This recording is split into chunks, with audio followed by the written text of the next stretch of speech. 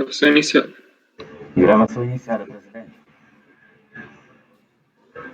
Bom dia, conselheiros, conselheiras. Vamos iniciar a sessão do dia 16 de setembro de 2020, convocada pelas 9 horas.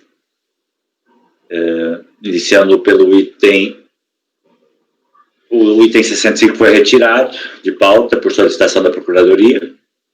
Então, vamos iniciar pelo item 66, processo de exclusão do Simples Nacional, Barcelos Comércio de Equipamentos de Informática, relator Paulo Henrique. Vamos lá, Paulo.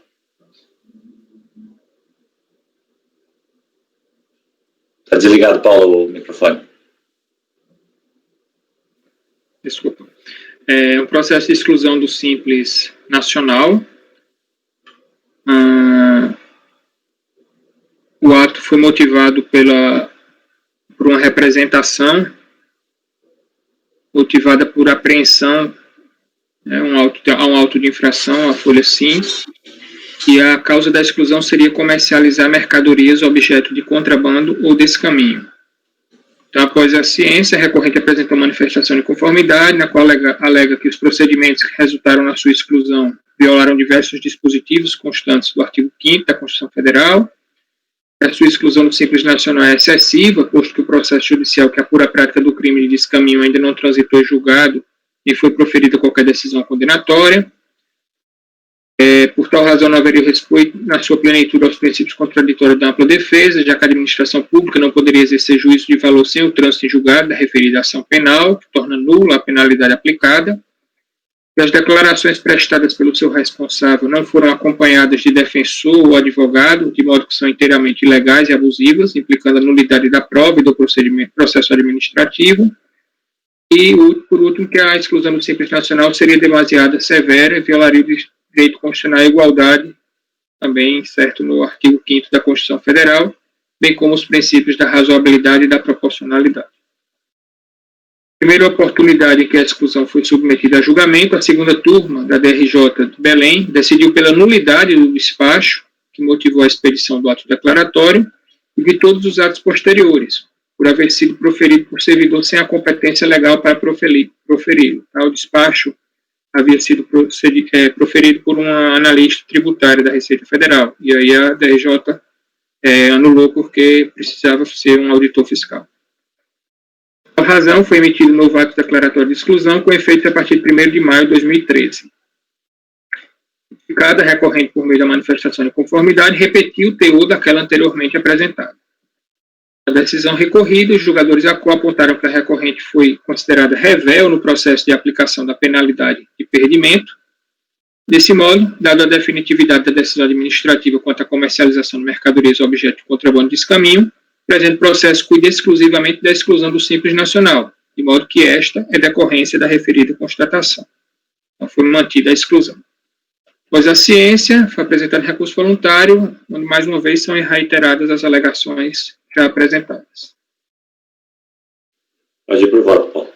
Em relação à admissibilidade, o recurso preenche todos os requisitos, então tomo conhecimento.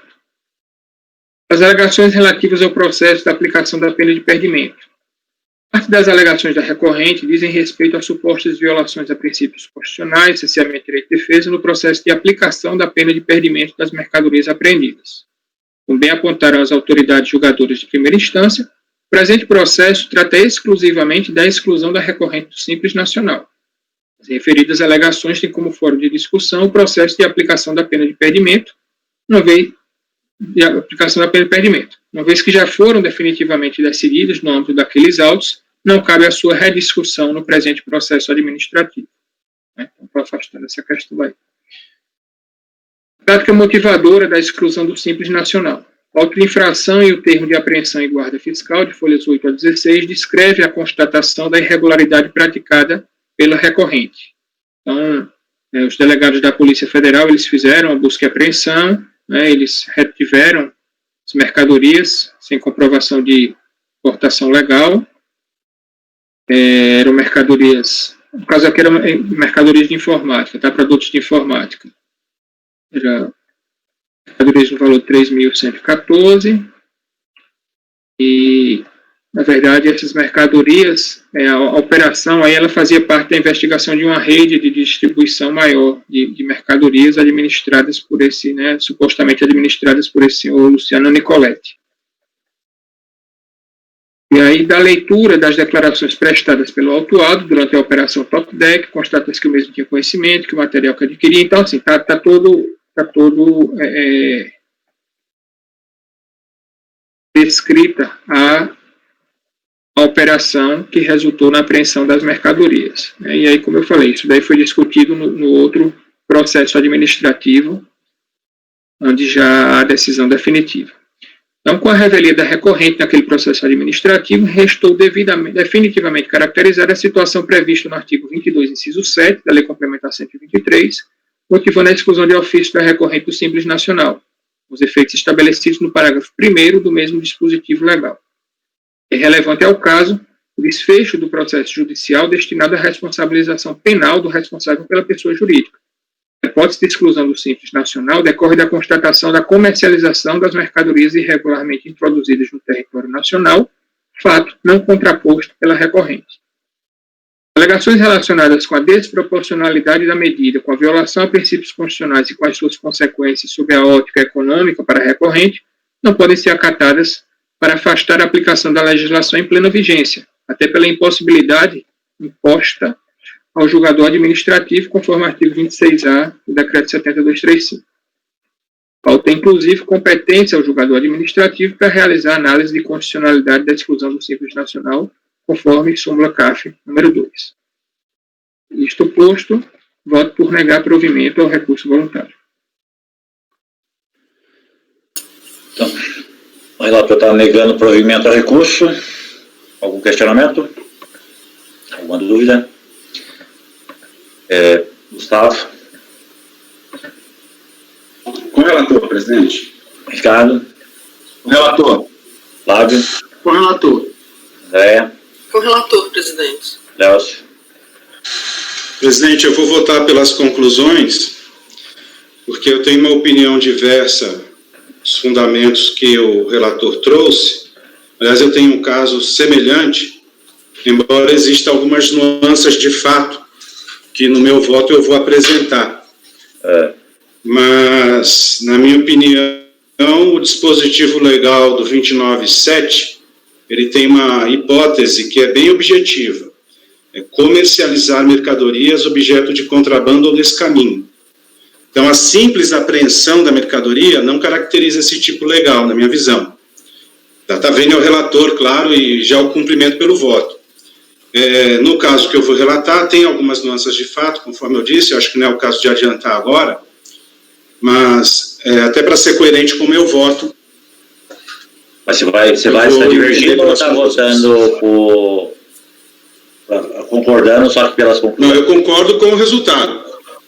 Eu concordo com o resultado. Acho que aqui, pela narrativa do voto do Paulo, embora eu não tenha visto aqui exatamente o processo, mas pelo que eu entendi, houve a apreensão da mercadoria, ele é revel no processo administrativo da pena de perdimento, não é isso, Paulo?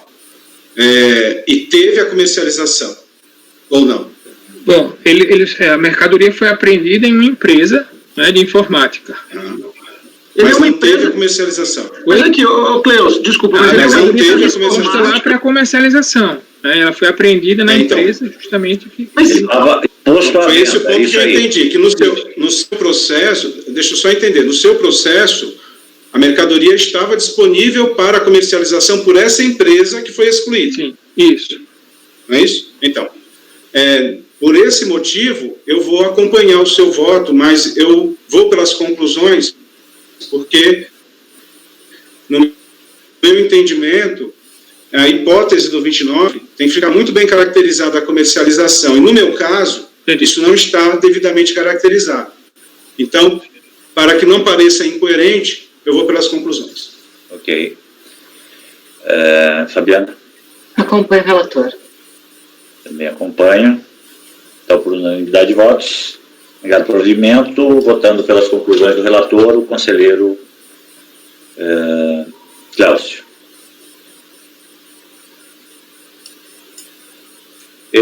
Paulo falou que tinha outros processos semelhantes, mas cada um tem algum aspecto ou são idênticos esses outros que você falou? Bom, tem vários que são bem idênticos. Né? Acho que vamos então um por um, né? Porque qualquer coisa você replica não vai perder tempo em relação a assim, eu acho que pode seguir a pauta mesmo e... né? Depois faz referência, só não precisa fazer a leitura de... Vai facilitar o julgamento. Então, podemos passar para o item 67. Ricardo, também é processo de exclusão simples, VJ, contabilidade e Ireli.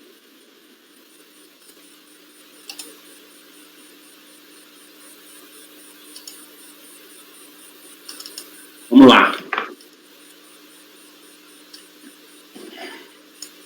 Bom, é uma exclusão do regime do Simples Nacional com efeitos retroativos a partir de 1º de julho de 2009, originado de uma representação administrativa, onde o auditor fiscal informa que ele apresenta uma síntese dos fatos ensejadores da exclusão. A empresa WJ Contabilidade enquadrou-se no Simples desde 1º de janeiro de 2010, com a declinação de receitas em montantes anuais que autorizavam o enquadramento, assim como exercício de atividade não vedada. A situação fática demonstrou que a representada é oriunda do desmembramento de pessoa jurídica, Concorp, e ainda restou configurada a existência de grupo econômico de fato, entre elas, juntamente com a empresa Prosecom.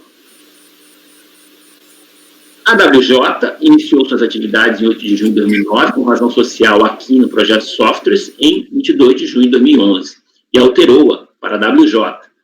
Sua sede está localizada na Avenida Mauro Ramos, em Florianópolis. Aquele endereço aí, 1450. É optante do regime de tributação diferenciada Simples Nacional desde 1º de janeiro de 2010. Adotou o nome fantasia de Concorp, e a sociedade é formada por seguintes pessoas físicas: o William, que é o sócio administrador até a presente data, com 99% do capital social, e tendo sido sócio cotista até 27 de maio de 2011. Bianca, sócia administradora com 50% do capital social até 27 de maio de 2011, data da sua retirada, e o Jairson, sócio cotista com 1% do capital social desde 26 de maio de 2011. A Concorp, assessoria contábil, iniciou suas atividades em 1º de julho de 92, adotando a razão social Prosecom e alterando-a para atual em 16 de janeiro de 2009. Sua sede, localizada naquela mesma endereço que eu já falei, é optante do Simples desde 1º de janeiro de 2009. A sociedade é formada pelas pessoas físicas Denison, sócio administrador com 90%, e William, sócio administrador com 10%. Já a Prosecom, assessoria contábil, iniciou sua atividade em 15 de fevereiro de 2008, adotando a razão social Contime, prestação de serviços de processamento de dados, e alterando-a para atual em 16 de junho de 2009. Sua sede também está localizada naquele endereço. Sim, optante do Simples desde a sua constituição. Adotou da mesma forma o nome fantasia Concorp. A sociedade é formada pelas seguintes pessoas físicas: a Bianca, sócia administradora com 1%, o William, que é sócio cotista, com 99% do capital social até 15 de abril de 2011, quando se retirou, e Maria Cristina, que é a sócia com 99% a partir de 15 de abril de 2011, data em que ingressou na sociedade. Bom, fundamentação fática ensejadora da exclusão. Já na análise das informações básicas dos cadastros, estou evidenciada a estreita relação entre as mesmas e entre seus respectivos representantes legais, dentre outros elementos. Verificou-se que as empresas exercem atividade idêntica, utilizam o mesmo nome fantasia, que é a Concorp. Senhora Maria Cristina, sócia da empresa Prosecom, é casa. Aí tem várias... Presidente, eu não sei se vocês querem que eu leia todos os detalhes, porque essa representação ela é detalhada no sentido de demonstrar a existência de um grupo econômico, né, entre essas 3 empresas. E também ali algumas questões envolvendo o desmembramento, né, da empresa originalmente Concorp na empresa WJ. Acho que você pode ler esses trechos que você destacou em amarelinho. Acho que eu dei uma lida ali, não é muita coisa, né? Pode ir. Só para... Poderia ser um pouco enfadonho essa história toda. Porque O auditor, ele é um pouco, né, como que chama? Prolixo. Fala a mesma coisa várias vezes, mas eu acho que eu tentei diminuir isso. Vamos lá. Então, estamos lá. As empresas, então, exercem atividade idêntica, diz o meu nome fantasia. A senhora Maria Cristina é sócia da empresa Procecom, casada com Denison, sócio administrador da Concorp. O William foi sócio da Procecom e é sócio administrador da Concorp. Foi sócio da WJ. A Bianca, além de ser sócia da Procecom, também foi sócia administradora da WJ. Foi segurada, poxa, eu estou com a visão hoje meio ruim, mas foi segurada empregada da Concorp e até 1º de julho de 2011, data em que foi transferida para o WJ nessa mesma condição. O senhor Jairson é sócio cotista da WJ, foi segurado empregado da Concorp até 1º de outubro de 2011, data em que foi transferido na mesma condição para a Procecom. Dos motivos ensejadores da exclusão do Simples, então, são dois os motivos principais que o auditor fiscal entende. O desmembramento da pessoa jurídica Concorp. Fatos relevantes indicaram à auditoria que houve, de fato, de forma dissimulada, um desmembramento de parte da empresa Concorp, criando-se nova pessoa jurídica. Ao serem analisados os documentos obrigatórios relativos às pessoas que compõem o empreendimento, desde administradores, gerentes e empregados, verificou-se o deslocamento de várias pessoas da empresa Concorp para a representada. Então, o William, a Bianca, o Jairson e o Christian. Além dessas movimentações específicas, que, conforme se depreende, compõem a parte administrativa e gerencial, verificou-se que a Concorp, em julho de 2011, transferiu parcela de seus empregados para a nova empresa, a representada WJ. A Concorp também, através de um aditivo contratual de 28 de julho de 2011, transferiu direitos e obrigações para a empresa representada. O contrato de serviço de software celebrado com a New Informática Limitada em 1º de setembro de 2009. E, por fim, vários contratos de prestação de serviço de contabilidade celebrados originalmente com a Concorp em julho de 2011 foram transferidos para a nova empresa representada WJ. Esses elementos, todos eles comprovados, demonstram claramente que, na verdade, houve um desmembramento, porém efetuado e planejado de forma dissimulada. Tudo isso demonstra a intenção firme e determinada do contribuinte em funcionar o empreendimento de modo a de modo a eximir-se de tributos, em específico a contribuição previdenciária patronal, mantendo as pessoas jurídicas a aparência de independência para continuarem a usufruir dos benefícios tributários do Simples Nacional. A Lei Complementar 123 não permite que a pessoa jurídica resultante de qualquer forma de desmembramento se beneficie do tratamento jurídico diferenciado do Simples, transcreve aí o artigo 3º, parágrafo 4º, inciso 9. E o outro fundamento seria a formação de grupo econômico de fato. A despeito da apresentação formal de sociedades empresárias aparentemente distintas, constatou-se a efetiva existência de um grupo econômico. A existência meramente formal de pessoas jurídicas funcionando de forma individualizada somente pode ser justificada como artifício para obtenção indevida do tratamento tributário favorecido instituído pela Lei do Simples Nacional, como demonstrado segundo os itens abaixo. Há uma unidade gerencial, confusão patrimonial, confusão financeira. Quanto à administração, da análise dos contratos sociais e das procurações, concluiu-se que a empresa representada, a WJ, a Concorp e a Procecom, foram administradas de forma única pelas mesmas pessoas, conforme demonstrado nos quadros e argumentos a seguir. E aí tem esse quadro aí que detalha essas informações. Foram fornecidas à auditoria procurações, certidões de procurações, nas quais constam outorgantes e outorgado às pessoas abaixo relacionadas. E aí há a informação das pessoas que, de certa forma, atuam nas 3 empresas do grupo, nas procurações. Verificando nas tabelas dos quadros sociais das procurações e ainda pelas funções exercidas pelo senhor Christian e a senhora Bianca, na qualidade de segurados empregados nas empresas citadas, constata-se que ambos, conjuntamente com o senhor William, exerceram a administração de um único empreendimento, tanto pelos seus poderes conferidos como sócios administradores, bem como pelos poderes conferidos nas procurações e pelas próprias funções dentro das mesmas. Em visita à página da web da Concorp, o senhor William consta como diretor executivo e a senhora Bianca aparece como gerente pessoal societário. A contabilidade de todas as empresas foi de responsabilidade do senhor William.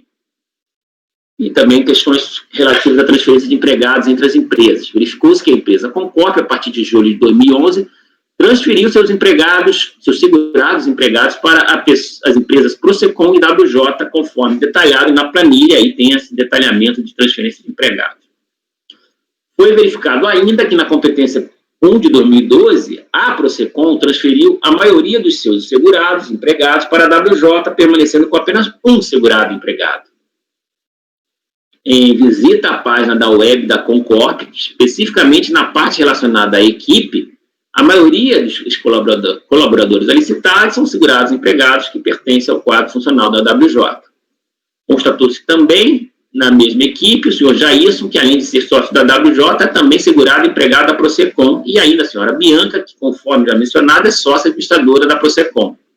É também segurada empregada da WJ. É também segurada empregada da WJ. Segurada é o termo que o pessoal da Previdência usa, né? Da WJ, exercendo o cargo de gerente. Na mesma página da web, o correio eletrônico e e-mail dos colaboradores tem como endereço, junto aos nomes dos mesmos, a extensão Concorp.com.br, indistintamente.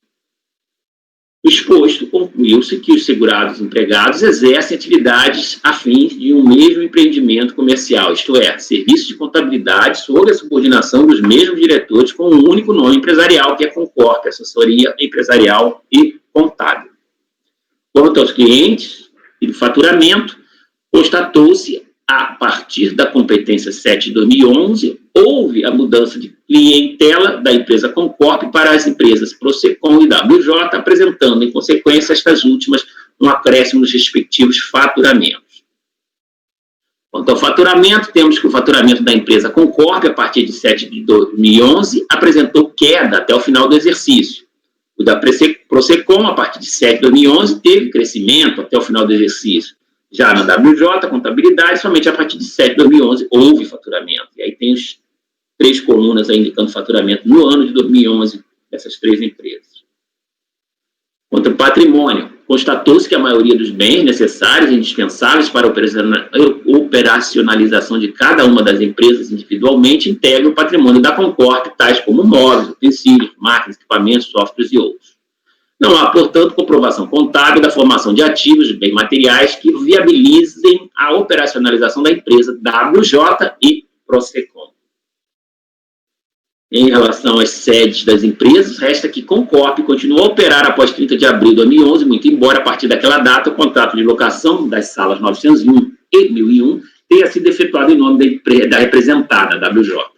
E ainda não foi apresentado à auditoria o contrato de locação da sala 902, sendo o endereço indicado como sede da Procecom, uma vez que, de fato, pertence à WJ, conforme documentos de sublocação apresentados, apesar de, como já relatado, os pagamentos dos encargos de aluguel serem efetuados pela Procecom. Por fim, quando em visita aos estabelecimentos nos respectivos endereços, todos situados na Avenida Mauro Ramos 1450, constata-se que a recepção funciona de forma geral para todos os estabelecimentos com uma única identificação, Concorp. Quanto à fusão financeira, os documentos de caixa da empresa Concorp revelaram a existência de comprovantes de pagamento de despesas em nome da Procecom. Ainda há comprovante de pagamento de conta de energia elétrica para a sala 902, que, conforme contratos sociais, é sede das empresas WJ e Procecom. Os documentos de caixa da empresa representada WJ foram localizados comprovantes de pagamentos de despesas em nome da Procecom, muito embora o CNPJ pertença à WJ. Verificou-se ainda pagamentos de energia elétrica para a sala 902 efetuados pela Concorp e pela representada WJ. Porém, na escrituração contábil da Procecom não há qualquer registro de despesa efetuado relativo à energia elétrica. Muito embora não tenha sido apresentado contrato de aluguel específico pelo uso da sala 902 pela Procecom, registra pagamento de aluguel. A legislação que instituiu as pequenas e microempresas elencou como fator determinante para enquadramento a receita bruta anual. Assim, as empresas que possuírem o faturamento superior aos limites fixados dele não pode participar. Ante tal situação, surgem desvirtuamentos, como no caso presente, tendentes ao enquadramento indevido no Simples Nacional, mediante criação, a ardis de criação de novas empresas, notadamente para usufruir o favorecimento da contribuição substitutiva da Seguridade Social. As artifícios, em verdade, visam burlar o fisco, como se vislumbra aqui, pois, sem sombra de dúvida, essas empresas não apresentam condições de funcionarem independentemente uma das outras, visto apresentarem ligação umas com as outras. Quer compartilhando a administração, a gerência do espaço físico, os empregados, clientes, patrimônio, enfim. Ao final, resta comprovado a formação de grupo econômico de fato. E aí eu destaquei em verde, porque para mim esses trechos são importantes para o meu voto à frente. A criação e formação de outras empresas teve, portanto, como objetivo, de fato, o fracionamento das receitas brutas das empresas envolvidas, uma vez que o total da receita bruta global ultrapassa o limite de que trata o inciso 2, artigo 3º desta mesma lei, conforme demonstrado na tabela abaixo, enquadrando a empresa aqui representada na situação prevista no parágrafo 9º do artigo 3º da Lei Complementar 123. E aí vocês têm a totalização das receitas brutas das 3 empresas no quadro abaixo. Considerações finais. A final da análise, conclui que a empresa WJ ficou sujeita à exclusão do Simples pelo cometimento de infrações descritas acima, enquadrando-se nas seguintes hipóteses de exclusão de ofício. A. Enquadramento na situação descrita no artigo 3º, parágrafo 4º, inciso 9 da Lei Complementar 123, referente ao item do desmembramento das pessoas jurídicas com corpo, sujeitando a empresa à exclusão a partir de 1º de janeiro de 2010, conforme o parágrafo 6º do artigo 3º da mesma lei. B. Enquadramento da situação descrita no parágrafo 9º do artigo 3º da Lei Complementar 123, referente ao item formação de grupo econômico de fato, sujeitando a empresa à exclusão a partir de 1º de janeiro de 2012. Em razão de todo o exposto, foi emitida esta representação com proposta de exclusão da pessoa jurídica WJ a partir de 1º de janeiro de 2010. A proposta acabou recaindo na situação mais prejudicial à empresa a partir de 2010. O contribuinte foi cientificado do ato declaratório e executivo e apresentou manifestação de inconformidade.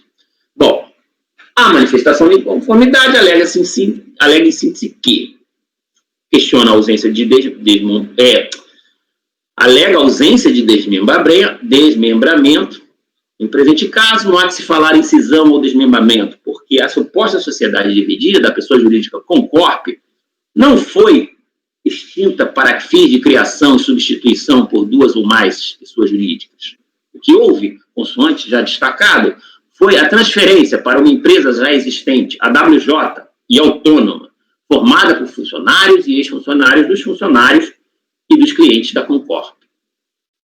Esta continua a existir. Não foi dividida, nem tampouco há 2 ou mais novas sociedades que a substituíram. Há apenas uma, a WJ, que, aliás, sequer é nova sociedade, já que foi constituída em julho de 2009, muito antes da suposta cisão ou desmembramento. Aí mais um trecho que eu destaco. Por outro lado, ao contrário do afirmado no item 568 do relatório fiscal, isso não faz sentido, não faz qualquer sentido se cogitar de fracionamento da receita. Isso porque o somatório das receitas brutas da suposta sociedade cindida ou desmembrada com Corp e da sociedade, que seria dela resultante, a WJ Contabilidade, não ultrapassou o limite de 3.600.000 previsto no artigo 3º, inciso 2 da Lei Complementar 123, e aí ele reproduz o quadro dele, aí, que os valores são idênticos ao da representação. Ademais, cumpre acrescentar que atualmente a empresa Concorp está sem movimento.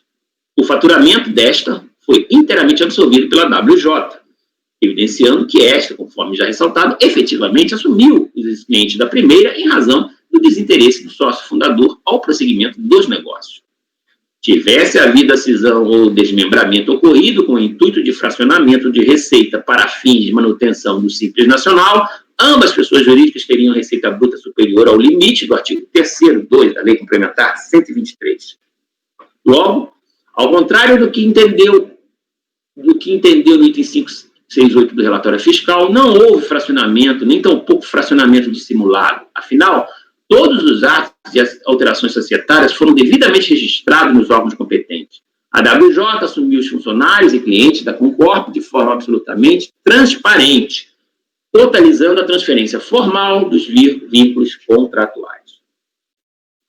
Do suposto grupo econômico de fato, o parágrafo 4º do artigo 3º da Lei Complementar 123, ao dispor sobre as vedações ao ingresso do Simples, não faz qualquer referência à existência do grupo econômico de fato. A rigor, para excluir a WJ, a autoridade fiscal deveria ter demonstrado que esta tem como sócio pessoa física inscrita como empresário ou sócio de outra pessoa jurídica optante no Simples. Sócio participante em mais de 10% do capital de outra empresa não beneficiária do Simples. E sócio que figure como administrador de outra pessoa jurídica com fins lucrativos. Em qualquer caso, porém, é necessário que a receita bruta global ultrapasse o limite definido no caput do artigo 3º da Lei Complementar 123. Todavia, ainda que se considere a receita das 3 pessoas jurídicas, não houve superação do limite do artigo 3º 2 da Lei Complementar 123, e aí ele faz o quadro também utilizando as receitas informadas, inclusive pelo auditor fiscal. Tal fato é mais do que suficiente para se afastar a exclusão da empresa WJ, porque, consoante destacado, as vedações do parágrafo 4, 3, 4 e 5 somente são aplicáveis quando o somatório da receita bruta ultrapassa o limite do caput do artigo 3º da Lei Complementar 123. Por outro lado, nenhum dos sócios administradores das empresas fiscalizadas é inscrito como empresário. Ao contrário, na condição de contadores, exercem profissão de natureza intelectual. Demais, o Sr. William, sócio administrador da WJ, iniciou sua carreira profissional como funcionário da empresa Concorp, ocupando diversos cargos, até chegar a diretor administrativo e, em 12 de 4 de 2006, como forma de reconhecimento do seu trabalho, como sócio minoritário com 10% de capital. Ingressou como sócio minoritário. A participação societária da Concorp, portanto, nunca superou o limite definido no inciso 4, parágrafo 4, artigo 3º da Lei Complementar 123, quando superou, da Procecom e WJ, e não foi ultrapassado o limite do Simples Nacional. Não há qualquer grupo econômico entre a impugnante e as empresas Concorp e Procecom. A WJ constitui uma sociedade autônoma sobre todos os negócios, os aspectos, formada consoante anteriormente ressaltado por funcionários e ex-funcionários das duas primeiras, que, em razão do desinteresse de sócio fundador no prosseguimento dos negócios, resolveram continuar na atividade exercida, assumindo os funcionários e clientes de forma absolutamente transparente. O antigo sócio fundador não tem qualquer ingerência sobre a empresa, tendo consentido com a manutenção temporária do antigo nome empresarial Concorp, apenas como forma de reconhecimento dos bons serviços pelos antigos colaboradores. O nome Fantasia Concorp foi mantido de comum acordo, inclusive no site e nos e-mails corporativos em caráter temporário. Não houve qualquer transferência, por se tratar de uma reconhecida marca local, ou seja, para evitar que ocorresse perda da clientela. Ademais, em nenhum momento a fiscalização demonstrou não serem os sócios da empresa pugnante os verdadeiros titulares da sociedade. É evidente, no caso, apreço o legítimo interesse no desenvolvimento da atividade pelos sócios da impugnante, uma vez que recebem prolabore mensal e distribuição de lucros. Não existe nada, portanto, a acobertar. Da decadência, efeitos retroativos da exclusão. Nos termos do ato declaratório, a exclusão de ofício surtirá efeitos a partir de 1º de janeiro de 2009. Há que ressaltar, no entanto, que a requerente optou pelo regime de tributação diferenciado Simples Nacional apenas em 1º de janeiro de 2010. O ato de exclusão, por outro lado, não pode retroagir para alcançar períodos de apuração nos quais os tributos recolhidos de forma simplificada já foram homologados tacitamente nos termos do 150 do CTN. Dessa forma, caso mantido o ato impugnado, tem-se que a exclusão somente poderá surtir efeitos a contar dos 5 anos anteriores à data da sua ciência, 7 de maio de 2015. Bom, essa foi a impugnação. Manutenção, aí no caso é manifestação de inconformidade. Bom, a DRJ, ela considerou imprecedente a manifestação, em sua ementa, disse que não poderá optar pelo Simples Nacional, a empresa resultante ou remanescente de cisão ou qualquer outra forma de desmembramento da pessoa jurídica ocorrida em um dos 5 anos calendários anteriores. A exclusão de ofício produz efeitos a partir do mês seguinte de ocorrência da referida hipótese de exclusão. Não existe previsão legal para a suspensão dos efeitos da exclusão do simples, quando apresentada a manifestação de inconformidade. E aí eu destaco: cumpre esclarecer que a instância ACOR concordou com a fiscalização no sentido de que houve, de fato, um desmembramento efetuado e planejado de forma dissimulada, demonstrando a intenção do contribuinte infracionar o empreendimento. Refutou o argumento da interessada no tocante ao limite previsto no artigo 3º, 2 da Lei Complementar 123, explicando que o valor de 3.600.000 só passou a vigorar a partir do ano calendário de 2012. Até então, o limite era de 2.400.000. A fiscalização, por sua vez, constatou a formação de um grupo econômico formado por 3 empresas que totalizaram a receita bruta de 3.051.000 no ano de 2011. Por outro lado, a autoridade julgadora reconheceu que o ato declaratório que promoveu a exclusão do regime foi fundamentado unicamente na questão do desmembramento, e não em virtude da formação do grupo econômico de fato. Nada obstante, ponderou que a representação administrativa explicitou todas as razões que levaram à constatação daquela formação. Quanto ao argumento da decadência, afirmou que o artigo 150 do CTN trata do lançamento por homologação, não se aplicando à matéria da exclusão do Simples Nacional. Inconformada, a interessada apresentou recurso voluntário, onde essencialmente repete as alegações da manifestação de inconformidade. Destacou, entretanto, que o alegado desmembramento da Concorp resultaria numa receita bruta global de 2 empresas desmembradas, que atingiu o total de 2.234.000 no ano de 2011, inferior, portanto, ao limite dos 2.400.000 vigente na época dos fatos. Por sua vez, a DRJ teria sido contraditória ao reconhecer a exclusão unicamente com base no suposto desmembramento de fato e adotar as razões que levaram à conclusão da formação do grupo econômico. Acrescentou ainda assim que a fiscalização deveria ter utilizado a receita bruta do ano de 2010, quando tratou do limite definido no caput do artigo 3º, 2 da Lei Complementar 123. Isto porque o 16, parágrafo 1º da mesma lei diz que é a receita bruta do ano calendário anterior ao da opção que deve ser considerada para efeito de enquadramento. Então, somadas as receitas de 2010 das 3 empresas envolvidas, a totalização chegaria a 2.398, portanto, também inferior ao limite dos 2.400. É o relatório, presidente. Bem, apesar dos meus destaques, tentando diminuir, ficou grande. Mas foi importante, porque é bastante detalhado, realmente, deu para compreender, me parece, melhor o quadro aí. Tá tranquilo aí? Podemos ir ao voto? Bom, o recurso é voluntário, o recurso voluntário é tempestivo e preenche os requisitos de admissibilidade. Portanto, tomo conhecimento. De tudo que foi relatado, percebe-se que o caso trata de uma acusação de planejamento tributário inoponível ao fisco.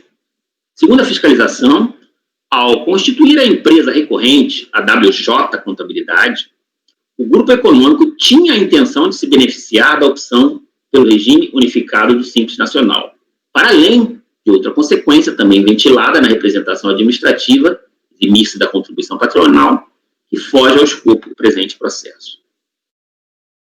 Nesse contexto, a autoridade fiscal entendeu que a WJ Contabilidade resultou de uma espécie de desmembramento da empresa Concorp e, assim, configurando a hipótese de vedação estipulada no inciso 9 do parágrafo 4º do artigo 3º da Lei Complementar 123.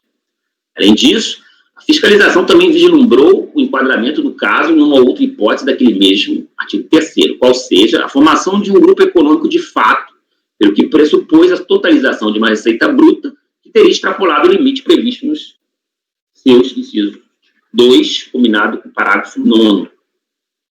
Veja-se, então, o que dizem tais dispositivos, e aí eu reproduzo para os senhores, né, esses dispositivos, desnecessário lê-los, que os senhores conhecem, e destaquei aqui o texto anterior à alteração produzida em 2011, que passou a valer em 2012, que tinha sido ventilado na decisão recorrida.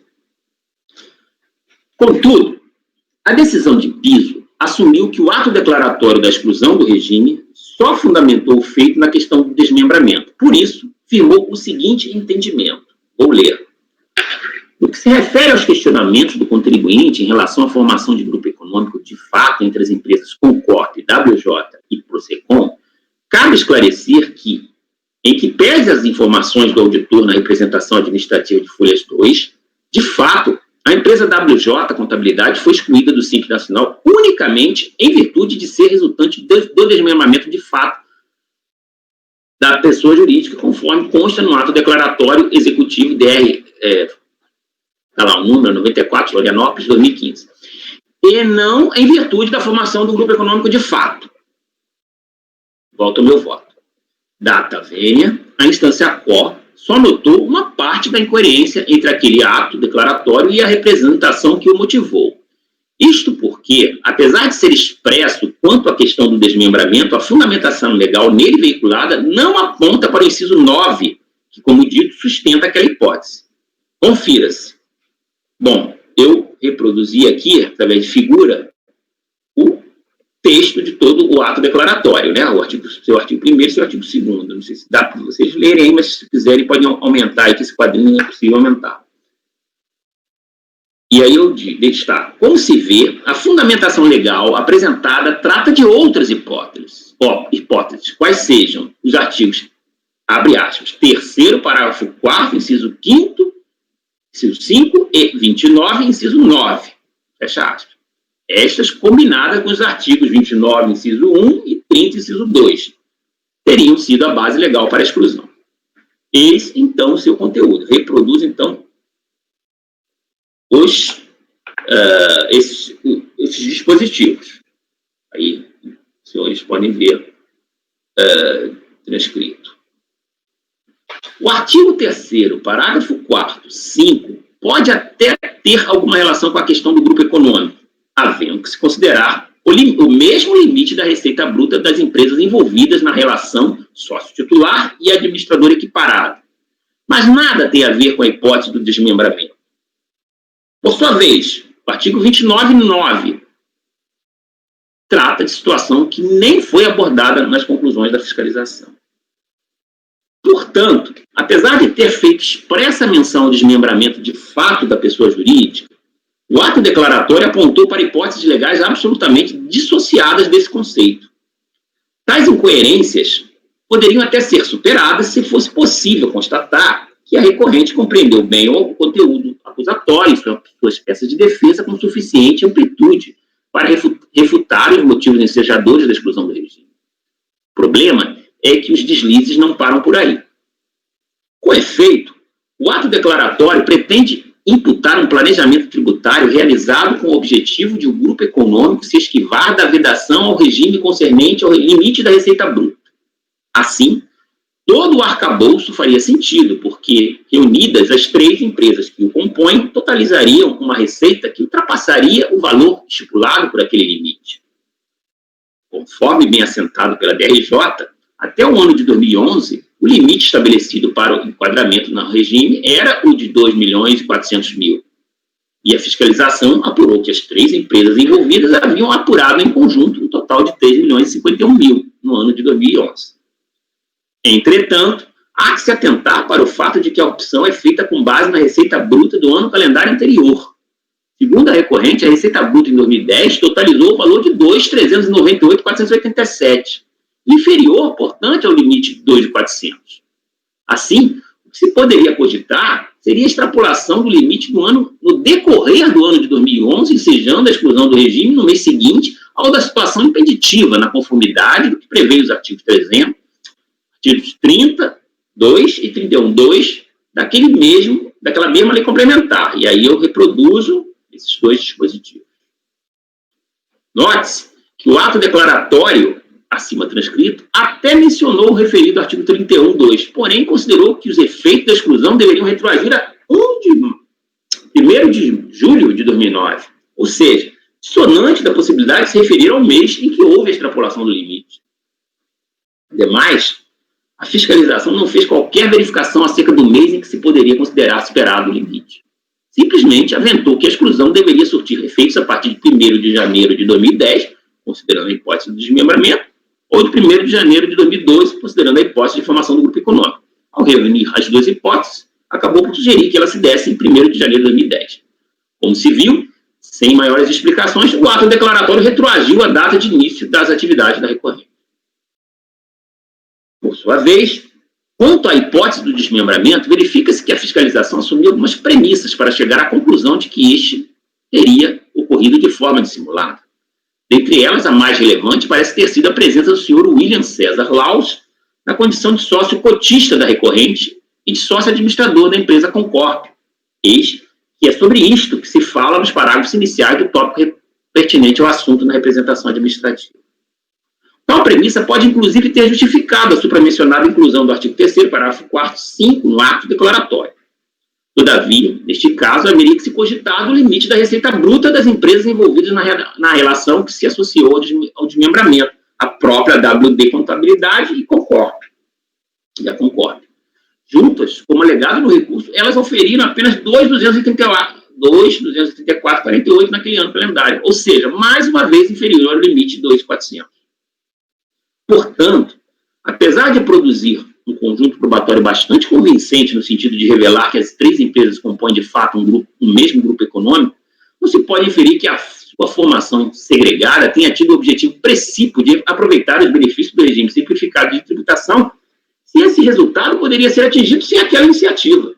Nesse contexto, pode até ter havido uma outra motivação tributária, mas como tal, não configura presente controvérsia. Já tive a oportunidade de deixar bem clara a minha posição contrária aos planejamentos marcados pelo propósito de economia tributária em vários julgamentos desta Casa. Considero correto declarar a inoponibilidade das operações concernentes ao fisco quando a preponderância daquele propósito fica bem demonstrada. Todavia, há que se ter cuidado para não banalizar o fenômeno. Por decorrência lógica, é desnecessário o enfrentamento da alegação atinente à matéria da decadência. Diante do exposto, oriento meu voto no sentido de dar provimento ao recurso voluntário para cancelar o ato de exclusão do regime. Ok. Então, saiu o voto do conselheiro Ricardo, entendendo pela não caracterização aí da hipótese de exclusão e orientando o voto no sentido de dar provimento ao recurso. Algum questionamento? Flávio.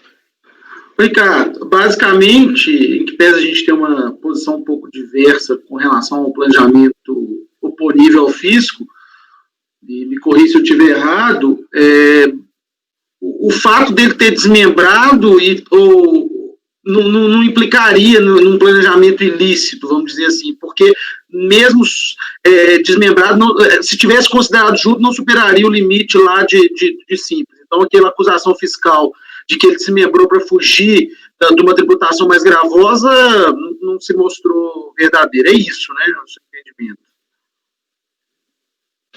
Eu identifiquei falhas, né, no enquadramento legal da situação dos fatos das normas, e, inclusive com a falha, principalmente no ato declaratório, né? Basicamente foi isso. O planejamento tributário, me parece que o auditor fiscal ele utilizou a mesma matéria fática para fazer algum lançamento, eu acredito, na área da contribuição patronal. E aí ele tentou utilizar essas questões para a exclusão do simples, e talvez houve falha ali, e eu considero que as falhas macularam mas o que eu quero dizer é o seguinte, mesmo se ele tivesse tudo junto, não superaria, a princípio, o limite. Nesses últimos parágrafos, você deixa claro isso, né? Sim, no grupo econômico, sim, no desmembramento, mas você veja que o desmembramento tem uma outra opção que não fala em... eu não entendi esse negócio da contribuição patronal, enfim. Mas o ato declaratório, ele desvirtuou as propostas da própria fiscalização, entendeu? Então, ficou o próprio contribuinte explorou isso na sua defesa, entendeu? Então, eu acho muito difícil superar isso. Entendido, presidente. Paulo, depois André. Só em relação a essa questão aí do Flávio, como o Ricardo bem destacou, Flávio, no ano de 2011, há a extrapolação do limite dos 2.400.000. Ele faturou 3 milhões e alguma coisa, né? E eu estava até olhando a representação, até na representação ele detalha mês a mês o que cada uma das empresas fatura. Então a gente dentro daquela primeira construção que o Ricardo fez, a gente poderia até olhar a partir desses documentos e ver qual mês ele extrapolou e aí aplicar os efeitos a partir do mês seguinte. Só que assim, a gente estaria falando, né, e aí eu concordo com o que o Ricardo colocou no voto dele, a gente estaria falando de uma acusação completamente diferente, né, a partir de um momento completamente diferente, e o contribuinte, desde o início do processo, não foi instado a se contrapor a essa acusação, né? Assim, até existem elementos nos autos que demonstram que no ano de 2011 ele extrapolou, né, o limite de receita e deveria ser excluído a partir do mês subsequente, mas não foi isso que o fiscal fez, né? Não foi essa acusação fiscal para fins de, para motivar, né, Isso. Beleza, entendi. André, quer falar? É só em relação à forma de calcular a receita bruta. Não é aquele caso em que você tem que considerar os 12 meses anteriores para cada mês? Né? Além disso, tem essa questão, né? Entendi. Para ver qual que é o mês que ele teria extrapolado. Eu acho que eu falei isso aí no final, aqui no meu voto, né? Ele deveria ter considerado a utilização da receita bruta no ano calendário anterior, se ele quisesse. Ele faz assim. Ele utilizou o próprio calendário.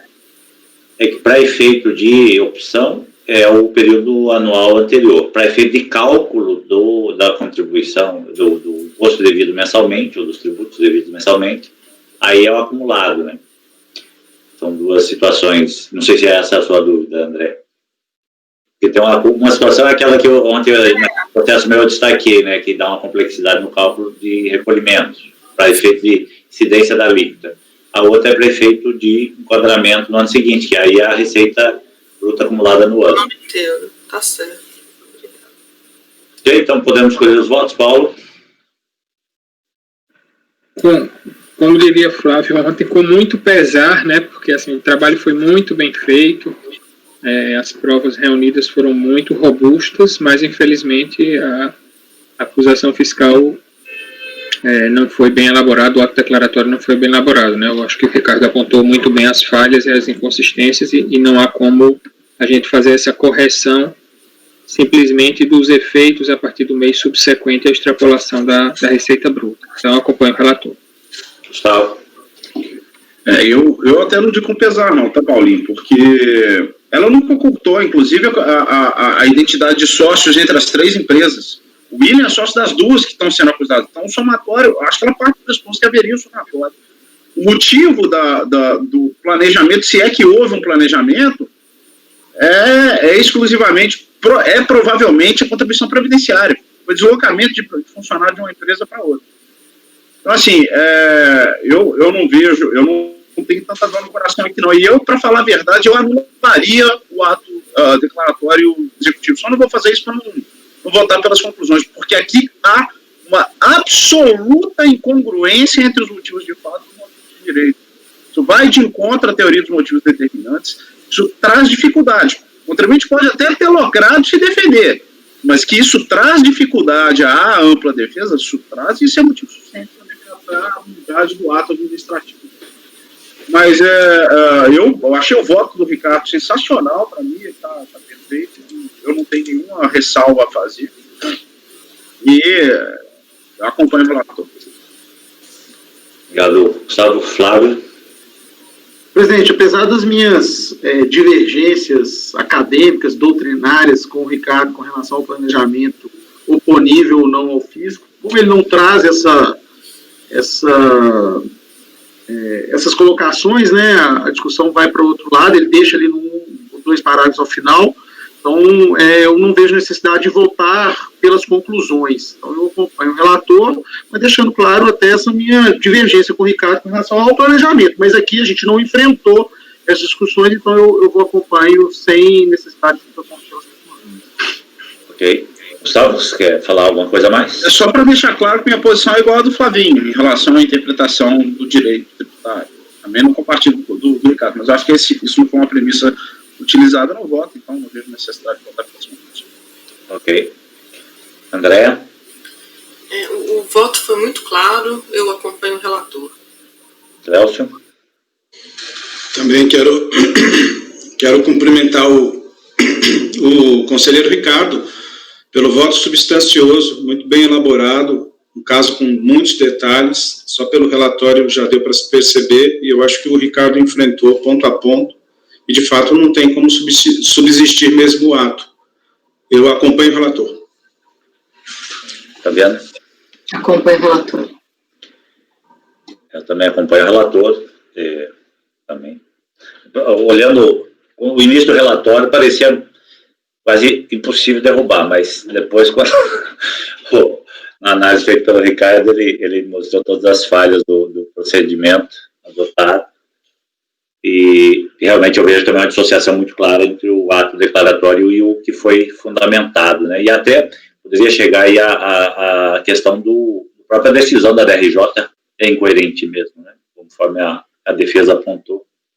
Mas como é possível dar provimento, não há como, né? Não tem porque se reportar a decisão da DRJ. Também acompanho.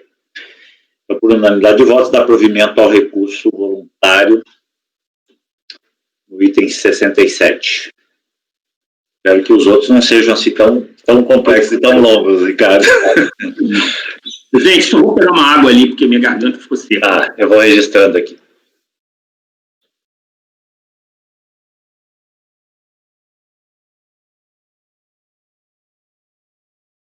E a gente vê esses julgamentos, a gente Vou pegar água também, Júlio. A gente tem a certeza que o simples não é simples, né? Se fosse simples, não tinha esse tanto de detalhe, né? É impressionante. O que era para ser simples não é simples. Aí já é mais, talvez, as circunstâncias que cercam o benefício, essas empresas que têm uma alta utilização de mão de obra, né, que prestadores de serviço passaram a ser incluídas, isso gera também uma série de movimentos que podem ou não, aqui ficou até meio duvidoso, como foi colocado, né, se há o vínculo entre as três mesmo, né, entre as três empresas mesmo, ou não, pelo menos duas parece ter, mas enfim, existem esses planejamentos, de fato, para escapar, principalmente da contribuição previdenciária, que ela acaba sendo um fator bastante... Muito onerosa, né? Mas, assim, a bem da verdade, esse planejamento de desmembramento de várias empresas exercendo a mesma atividade, a gente já enfrentei um caso uma vez, era o pai, a tia, depois a mãe, o irmão, e vai criando empresa, acho que já está bem conhecido pela Receita, por todo mundo, né? Mas é típico ato de simulação, né? É só uma empresa e eles fazem isso para mim é planejamento inoponível. Um ponto que não foi, assim, abordado pela fiscalização, e até o Ricardo destaca um pouco, é a questão aliás, a defesa destacou, né? Da distribuição de resultados para essas outras pessoas, que seriam também as donas de imóvel. Ou seja, pelo menos não traz esse elemento, a fiscalização não traz elemento de benefício, né, para ter uma suposta interposição ou qualquer coisa assim. Né?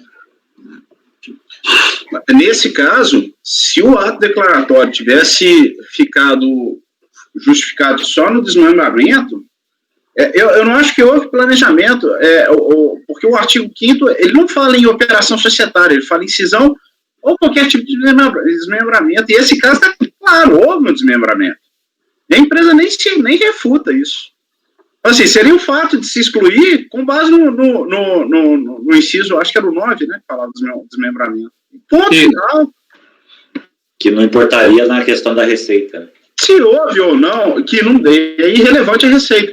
Se houve planejamento ou não, é irrelevante. O fato houve um desmembramento, mesmo que não por meio de cisão.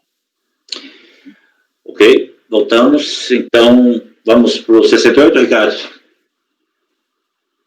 Foi bem longo esse aí. Você quer dar um descanso na voz e passar para um seguinte do Paulo aqui, voltar depois? Gente, estou cheio de processo hoje. Acho melhor enfrentar mesmo, vou encarar. Tá, qualquer coisa que precisar também que alguém leia para você, cansar a voz, gente. Ok, vamos lá? Sim. Então, é mais um caso de exclusão no regime do Simples Nacional.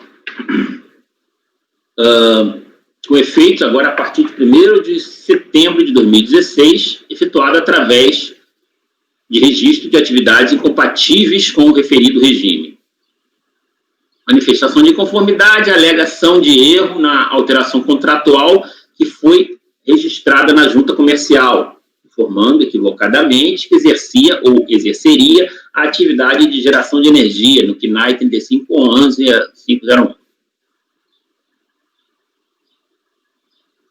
Argumenta que as atividades impeditivas foram retiradas do contrato social, alegando que nunca as exerceu. Então, basicamente, foi aquela situação em que o contribuinte alterou o contrato social e aí deu a exclusão do regime. TRJ entendeu que a alteração de dados no CNPJ para inclusão de atividade vedada, a opção pelo Simples Nacional equivale à comunicação obrigatória de exclusão do regime simplificado de tributação. Cumpre esclarecer que a instância CON considerou ser irrelevante se a empresa exerceu ou não a atividade impeditiva. Inconformada, a interessada apresentou recurso voluntário, onde essencialmente repete as alegações da manifestação de inconformidade. Reforça, entretanto, a alegação de que incorreu em mero erro de fato, nunca exerceu atividade de geração de energia e que procedeu à retificação do objeto social e o seu registro na junta comercial, tão logo foi comunicada da exclusão do regime. É o relatório. Simples a questão de fato, essa discussão acerca da alteração contratual. Posso ir para o voto? Pode. O recurso voluntário tempestivo preenche o requisito de admissibilidade. Pelo que consta nos autos, tudo indica que houve desinformação quanto aos efeitos da inclusão de atividade impeditiva no contrato social da empresa. Com efeito, com o protocolo da primeira alteração do seu contrato social, nas folhas 21 a 33, registrado na Junta Comercial do Estado de Santa Catarina em 8 de agosto de 2016, folhas 45 a 53, a geração de energia elétrica fotovoltaica foi incluída no seu objeto social. Tão logo soube da exclusão do regime, a interessada promoveu a segunda alteração daquele contrato, retirando a referida atividade a qual foi registrada em 14 de setembro de 2016, folhas 7 a 15. A recorrente alega que havia se equivocado naquela primeira alteração e que retificou o objeto social para pleitear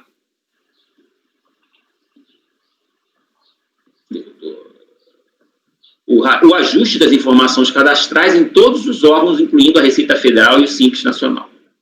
Afirma que apurou todos os tributos e cumpriu suas obrigações acessórias para o ano de 2016, seguindo a sistemática do Simples.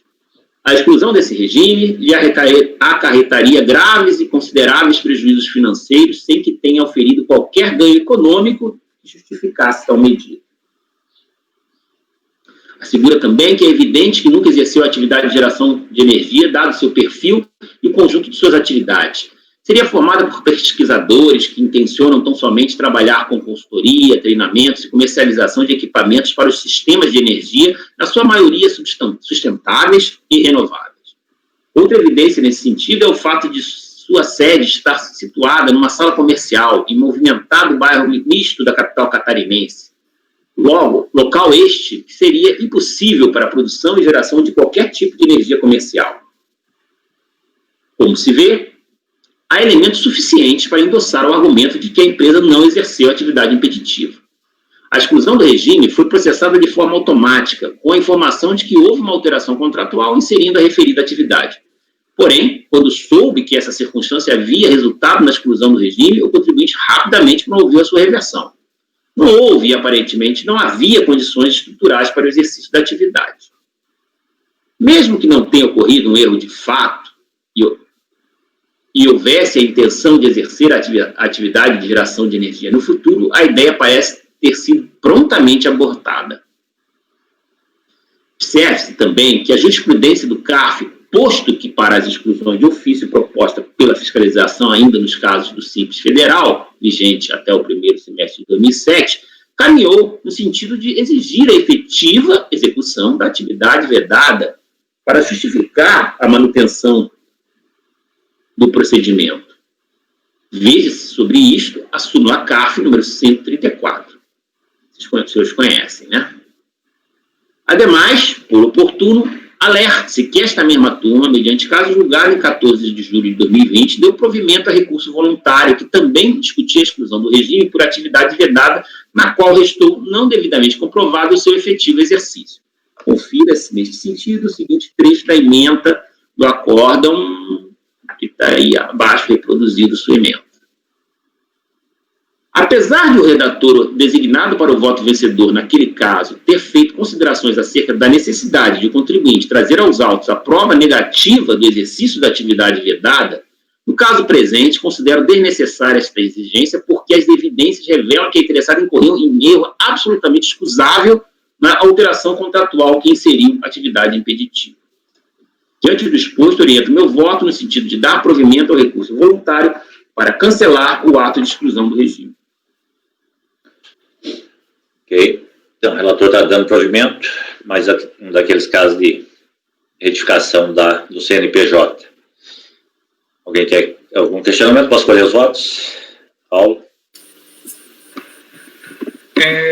Eu acho que o elemento fundamental aqui é essa questão da proximidade, né? Na verdade, ele foi excluído e logo em seguida ele já fez a alteração contratual e aí, a partir daí, vai haver necessidade de a Fazenda comprovar que ele exerce, de fato, essa atividade vedada, né? Que essa nova alteração contratual não foi só para permanecer, né? Porque esse fato que ele coloca da estrutura dele, de estar presente numa sala, eu conheço inúmeras empresas dessa que trabalham com energia solar, que a sede delas é numa pequena sala, numa casa, num prédio comercial na cidade, mas a geração de energia é feita em uma fazenda afastada, em um local maior, onde é feita a geração. Então, acho que isso não seria um elemento decisivo aí.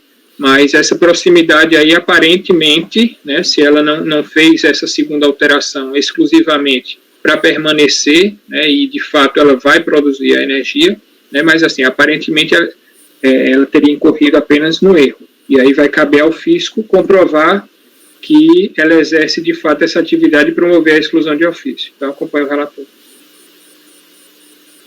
Na verdade, acho que vai ser pelas conclusões, né?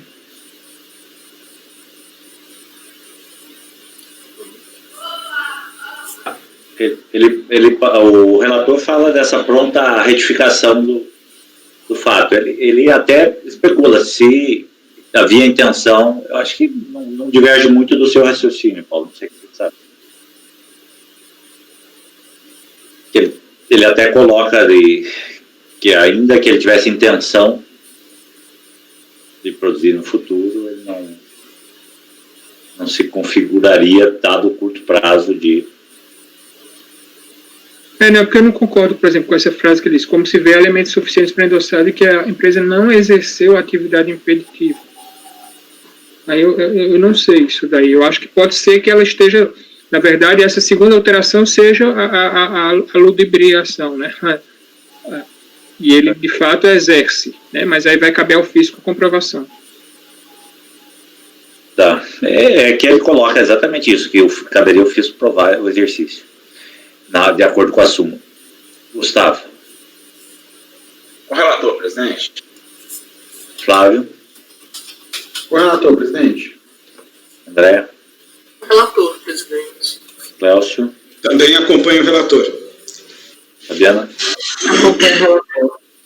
Também acompanho o relator, então fica só o Paulo pelas conclusões do relator.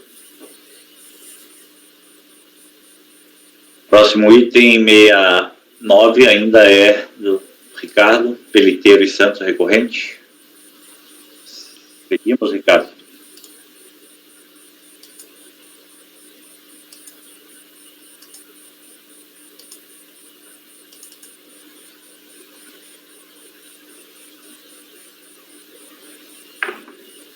Peliteiro, não é isso? Isso. 69. Ok, vamos lá. Mais uma exclusão do regime do Simples Nacional. Nesse caso, em virtude de possuir débitos com exigibilidade não suspensa. Os débitos que motivaram a exclusão são os seguintes. Tem aí uma tabelinha indicando os débitos motivadores. Em impugnação, alegou que os referidos débitos foram parcelados e apresentou cópia do recibo de adesão ao parcelamento transmitido em 14 de outubro de 2015. RJ alegou que não é possível cancelar o ADE quando o contribuinte não comprova a quitação no prazo legal dos débitos que deram origem ao mesmo. Por esclarecer que a instância ACO constatou que o débito não previdenciário em cobrança na PGFN não foi regularizado no prazo de 30 dias contados da comunicação da exclusão. Inconformada, a interessada apresentou recurso voluntário, onde essencialmente alega que a regra do artigo 17.5 da Lei Complementar 123 caracteriza ser esta uma exclusão indevida em face da necessidade de tratamento diferenciado das microempresas e empresas de pequeno porte previsto na Carta Constitucional. Relatório, presidente. Posso ir em frente, né? Pode. O recurso é tempestivo e preenche requisito de admissibilidade. Como relatado, a interessada foi excluída do regime do Simples Nacional pelo fato de possuir débitos com a Fazenda Pública Federal, cuja exigibilidade não se encontrava suspensa na conformidade do que prevê o inciso 5º, artigo 17, combinado com o inciso 1, do artigo 29 da Lei Complementar 123. Reproduzo esse dispositivo. O parágrafo 2º do artigo 31 da mesma Lei Complementar é absolutamente claro quanto ao prazo de 30 dias para a regularização dos débitos ensejadores da exclusão fundamentada no referido inciso 5 do artigo 17. Produzo também esse dispositivo. A ADRJ constatou que o débito não previdenciário em cobrança na PGFN não foi regularizado no prazo de 30 dias contados da comunicação da exclusão. Sua vez, a recorrente apenas alega que a regra do artigo 17.5 da Lei Complementar 123 caracteriza ser uma exclusão indevida em face da necessidade de tratamento diferenciado das microempresas e empresas de pequeno porte previsto na Carta Constitucional. Nada obstante, argumentos que invocam princípios constitucionais, tais como o mencionado tratamento diferenciado, não podem se socorrer nesta via administrativa, é que a atuação administrativa deve ser pautada pelas normas estabelecidas por lei, que produza isso.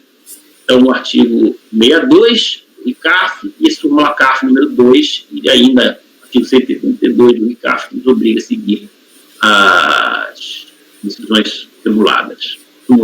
Não se pode, assim, dar guarida à prescrição recursal, pelo exposto, oriento meu voto no sentido de negar provimento do recurso voluntário. Essa aqui vai ser aquela situação do não conhecimento daquela discussão, né? Não vamos voltar a ela. Acho que no assentada anterior a Fabiana votou por não conhecer, né, Fabiana? Nessa situação idêntica. Esse é o único argumento, que haveria violação constitucional. É. Eu não sei se os demais, pelo menos naquela outra, acompanharam por negar provimento mesmo. Deixamos no pacote aí. Nós acho que registramos uma maioria de votos, negar provimento, e a Fabiana votando por não conhecer. Quer que registre assim? Por mim não tem problema, não conhecer dessa alegação que acaba sendo a única do recurso, né? Não está ligado ao conhecimento do recurso em si, como aspecto formal. Nesse caso aí seria não conhecer o recurso, porque é o único argumento. Sim, mas em função disso, né? O resultado será o mesmo, é só uma distinção técnica.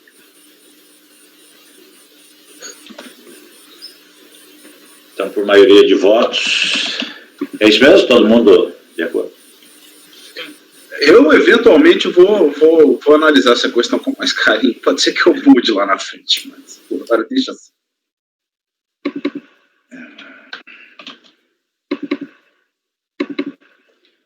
Ô, Ricardo, só um detalhe, Ricardo, é que a manifestação de conformidade, acho que você escreveu impugnação. Oi? Só um detalhe, parece que você escreveu impugnação ao invés de manifestação de conformidade. Depois dá uma... O nome técnico é impugnação, né? Não sei por que a pessoa fala em manifestação de conformidade. Perfeito, então. Na lei fala impugnação. As DRJs falam manifestação de conformidade, não sei por quê. Parece que quando não é lançamento, eles tratam como manifestação, né? É que Mas a lei fala impugnação, né? No decreto, né? Mas eu acho que tem aqueles casos de perder comp que quando tem aquele despacho decisório, o recurso é a manifestação de inconformidade, então vai depender do rito, na verdade. Sim, mas pro Simples Nacional é que eu falo. O recurso do Simples da exclusão é impugnação. É a impugnação. Mas a DRJ, de fato, sempre trata como manifestação de inconformidade. Bem, Bom, entrar nesse mérito, tem vezes que o pessoal chama de prescrição, eu acho que é decadência, que chama de multa qualificada e multa agravada. Eu não vou entrar nessa discussão, sinceramente. Tá certo. Presidente, só para eu anotar aqui, como é que ficou proclamado o resultado? Maioria de votos em negar provimentar o recurso. Nós temos o relatório do voto do relator, vencida a conselheira Fabiana, que não conhecia do recurso.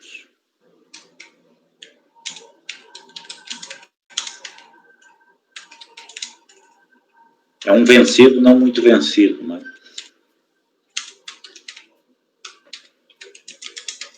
Presidente, me dá 2 segundos que eu vou só pegar água para o meu café. 2 Quer segundos. fazer 5 minutos de intervalo para pegar água? Também não precisa, não, é só pegar água, mas... Os demais estão ok? Podemos seguir?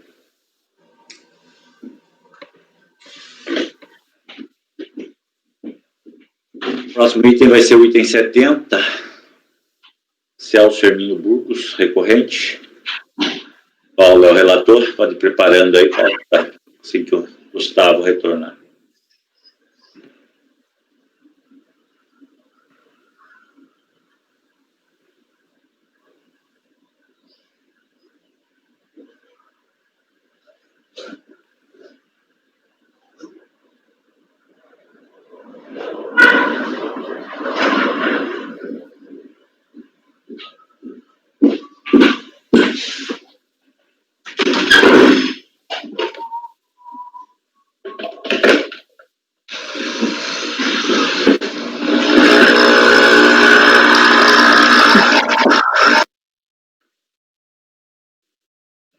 Foi mal.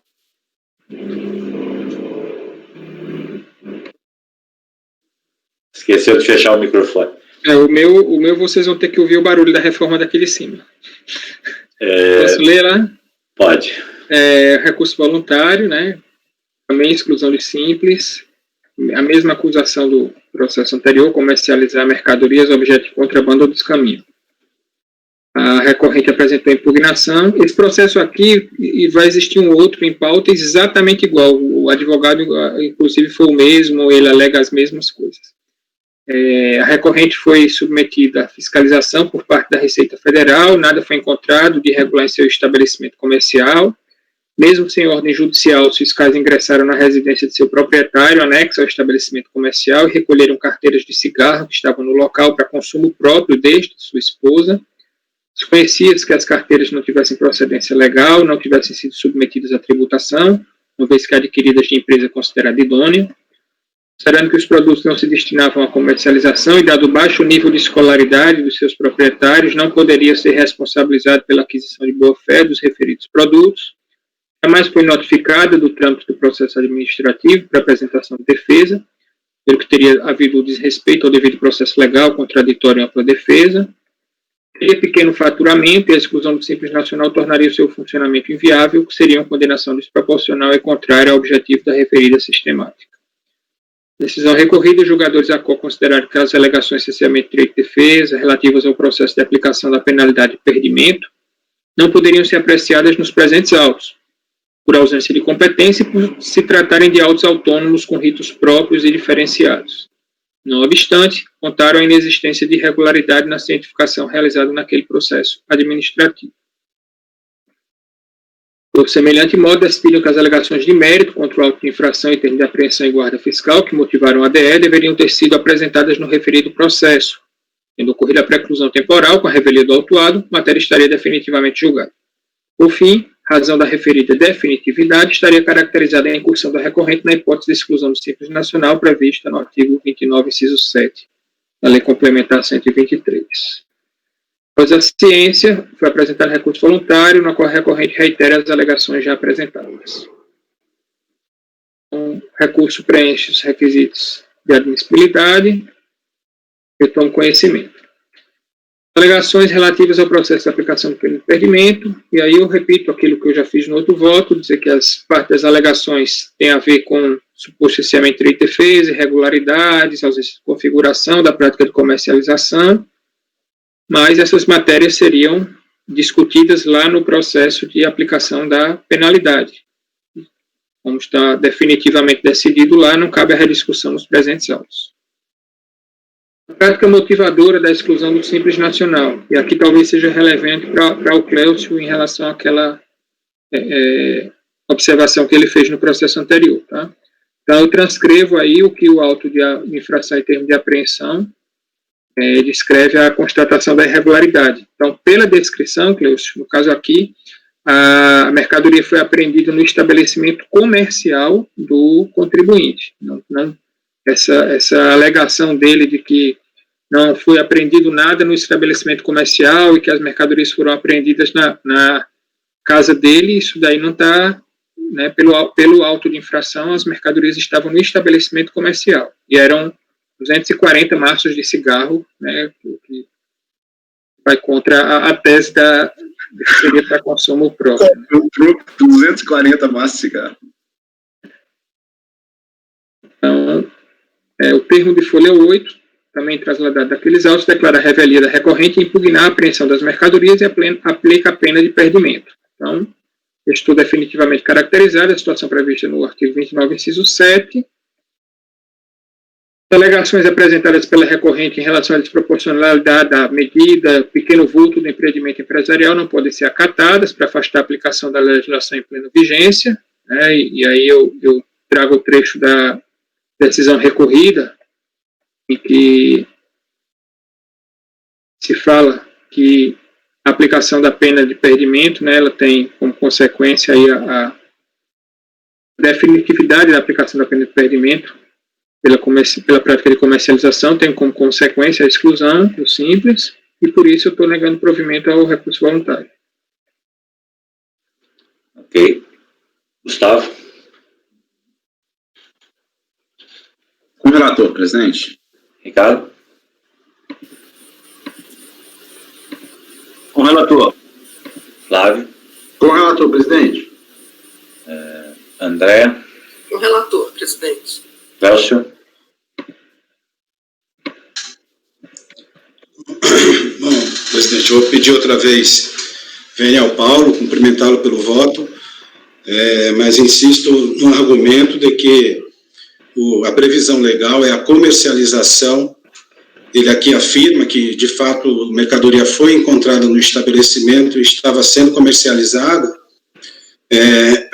porém, acho que há um outro ponto e precisa ser debatido, eu vou trazer esse assunto para o conhecimento colegiado, que é essa questão, na minha opinião, o fato dele não ter se defendido no processo administrativo, que foi aplicada a pena de perdimento, e, portanto, ali deu revelia, não é determinante para a exclusão da empresa do Simples Nacional por esse motivo, porque a previsão legal é comercializar mercadoria que é objeto de contrabando e descaminho.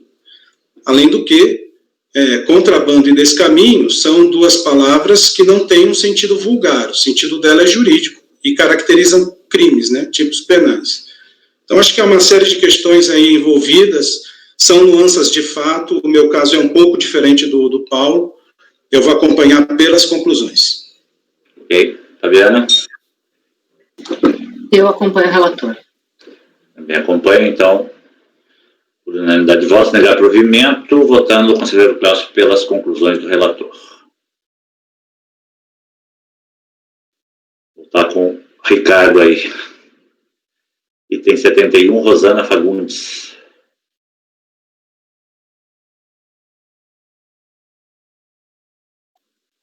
Ok. Vamos lá.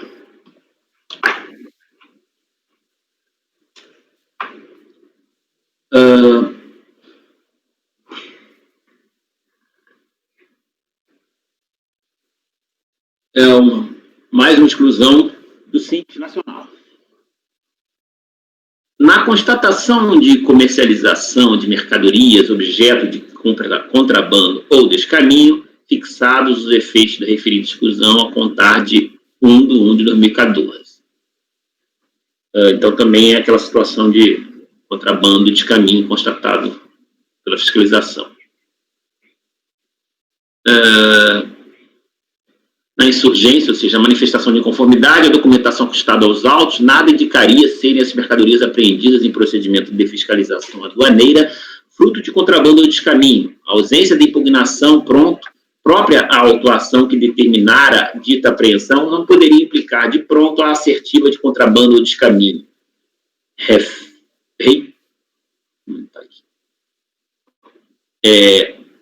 Refere demasiado tempo transcorrido entre a autuação decorrente do procedimento aduaneiro e a sua ciência do corrente ato de exclusão do Simples Nacional. Então, basicamente, foram essas alegações da manifestação de inconformidade. DRJ diz que é causa obstativa à permanência do contribuinte no Simples, a insurgência, a mercadoria objeto fruto de contrabando ou descaminho. O ato de exclusão do Simples não carrega efeito retroativo algum, pois é elemento supletivo de uma obrigação inadimplida pelo contribuinte desde a sua origem.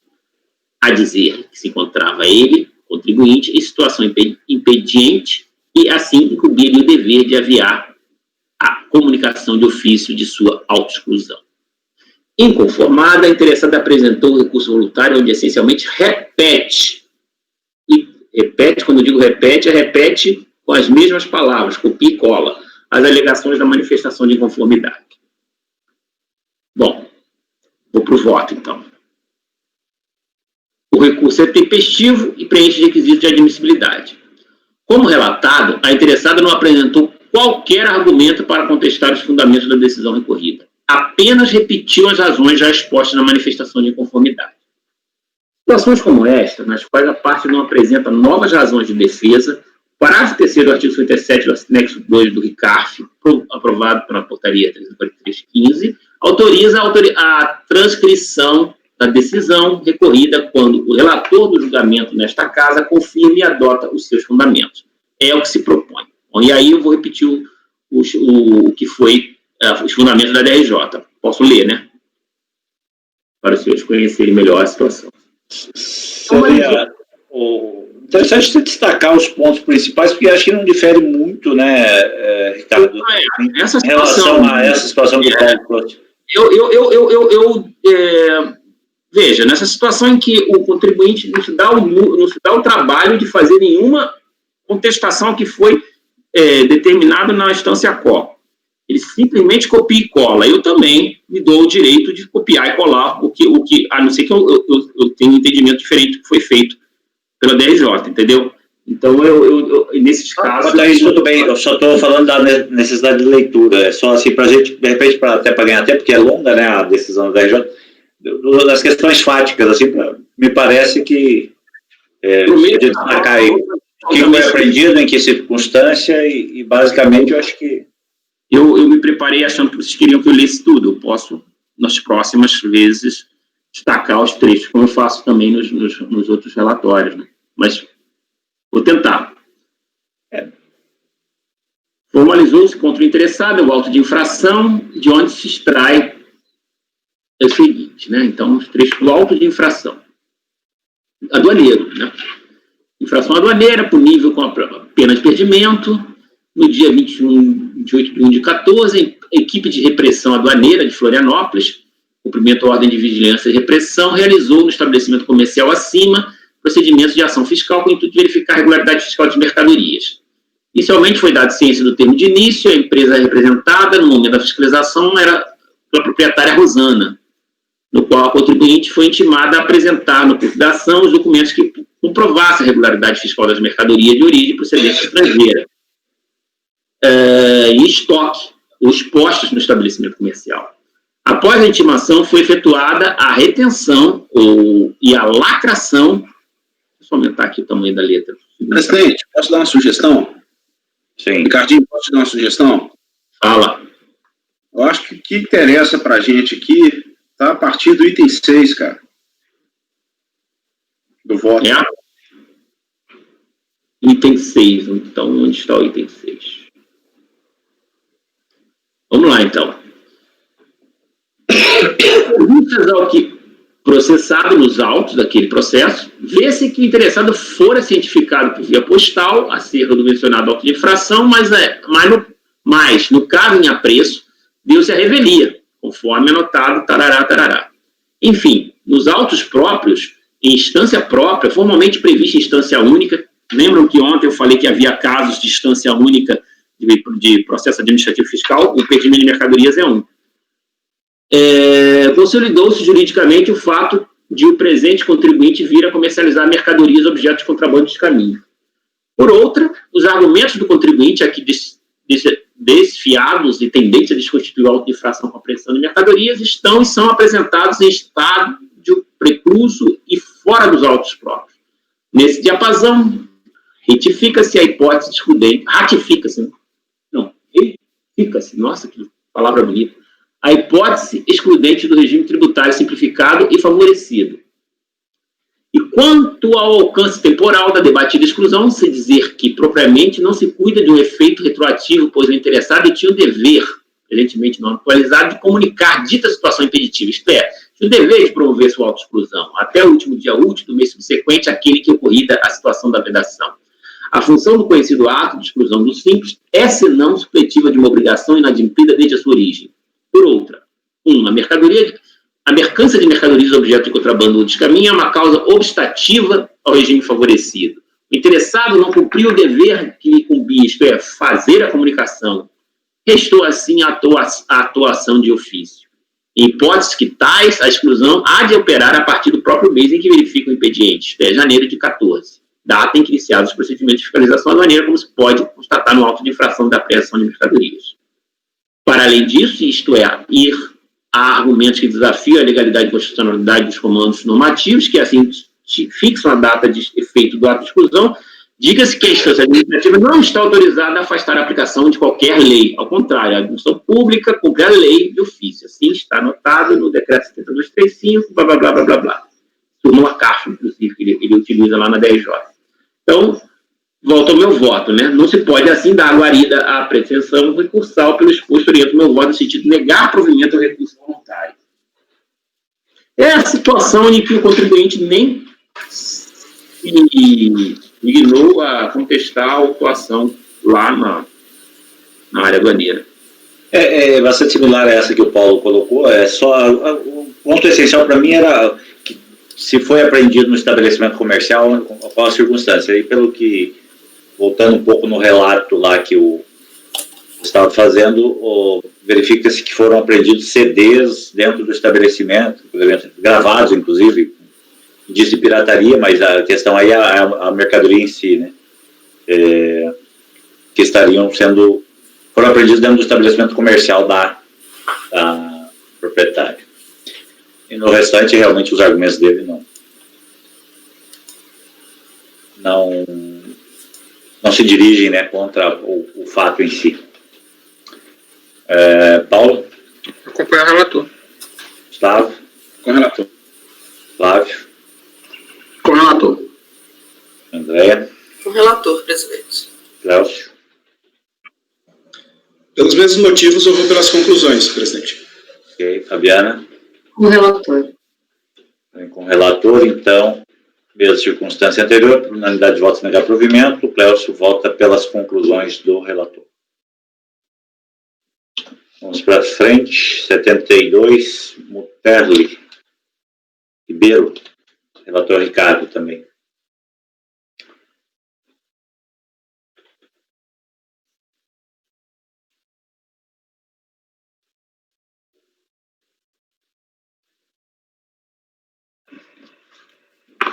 Mesma matéria. Até essa sessão eu nunca tinha julgado um processo com essa matéria hoje. Mesma matéria, né? Mesma situação, e o contribuinte aqui também repetiu, copiou, colou seu recurso voluntário que ele já tinha falado na manifestação de conformidade, sem fazer nenhuma referência ao que foi decidido pela primeira instância. Bom, posso resumir aqui, vamos lá. Nesse caso aqui, a exclusão é com efeitos a partir de fevereiro de 14, em virtude da constatação de comercialização de mercadoria objeto de contrabando de descaminho. A fiscalização aduaneira lavrou o termo de revelia e pena de perdimento, uma vez que a empresa não apresentou impugnação contra os termos do auto de infração e apreensão. Manifestação de conformidade, realizou a importação regular de mercadorias que jamais compuseram estoque, desconhecia a lei e suas implicações legais, a necessidade de aplicação do princípio da insignificância, dada a mínima gravidade da conduta, não existência de periculosidade da ação, reduzido grau de reprovabilidade do comportamento e inexpressividade da lesão jurídica provocada. Caso os efeitos da exclusão retroajam à data do evento gerador, causará diversas complicações financeiras e fiscais à empresa contribuinte. Bom, DRJ, constatação do exercício de atividade relativa a comércio de mercadorias, objetos de contrabando de caminho, e sem exclusão, com efeitos a partir do mês em que corridas, impedindo nova opção nos 3 anos seguintes. A comercialização de mercadoria objeto de contrabando de caminho é infração que se apura independente do valor da mercadoria comercializada, não cabendo, portanto, a aplicação do juízo de significância do valor das normas para a configuração da infração e suas consequências. Então, como eu já disse, o recurso trouxe somente uma cópia do que já estava na manifestação de conformidade. No meu voto, novamente, eu constatando que a interessada não apresentou qualquer argumento para contestar os fundamentos da decisão recorrida, e apesar de apenas repetiu as razões já expostas na manifestação de conformidade. Então, com base lá no dispositivo do CARF, eu repito também, né, a fundamentação da DRJ. Nesse caso aqui é menorzinha, né, a lide está restrita à exclusão do regime, aí ele coloca os dispositivos da lei complementar e da resolução, né, do comitê gestor, que trata do assunto. Como se observa, pela leitura dos dispositivos acima, comercializando mercadorias com objeto de contrabando de caminho, seja exclusão, a partir do mês de ocorrência do evento. Além disso, aplica-se a penalidade de impedimento do Simples Nacional por 3 anos consecutivos. Caso concreto, a fiscalização lavrou auto de infração, impedimento, apreensão de mercadorias, após a constatação de que havia no estabelecimento da empresa mercadoria de procedência estrangeira não acobertada por documentação fiscal que comprovasse regular a importação. Então, se há dúvida sobre essa questão, está aqui. Ficou configurada a tese que a mercadoria foi importada clandestinamente, assim passível de aplicação da pena de impedimento de caminho. Os termos dos mencionados auto de infração não foram contestados à época, tanto que a autoridade aduaneira lavrou o termo de revelia. Assim, não cabe mais recurso. Nesse aspecto, deveria contribuir ter apresentado suas razões no prazo de impugnação do auto de apreensão das mercadorias, deixando de fazê-lo tempestivamente, opera-se a preclusão. Assim, no presente julgamento, não nos cabe analisar questões de mérito a respeito do auto de infração em termos de retenção lavrados, portanto, descaro qualquer acolhimento de pedidos referentes ao cancelamento do auto de infração e consequente apreensão de mercadorias. A partir da argumentação de defesa de que desconhecia a legislação que levava à exclusão do simples em caso de comercialização de mercadoria objeto de caminho, recorre a que dispõe da Decreto-Lei 4657 e de introdução ao sistema. Ninguém se escusa de cumprir a lei, alegando que não a conhece. Sobre a prescrição do princípio da insignificância, a comercialização de mercadoria objeto de contrabando de caminho é a infração que se apura independentemente do valor, né? Que já só falou lá quando li a emenda. Os requisitos para ingresso de exclusão estão previstos na legislação totalmente objetiva, e então ele considera improcedente a manifestação de conformidade. E aí, no meu voto, eu reproduzo que não pode assim dar guarida não se pode dar guarida à pretensão recursal. E oriento meu voto no sentido de negar provimento ao recurso. Ok. Mesmo resultado anterior? Cláudio? Sim, mesmo fundamento. Então, por unanimidade de votos, negar provimento ao recurso. O senhor Cléucio vota pelas conclusões do relator.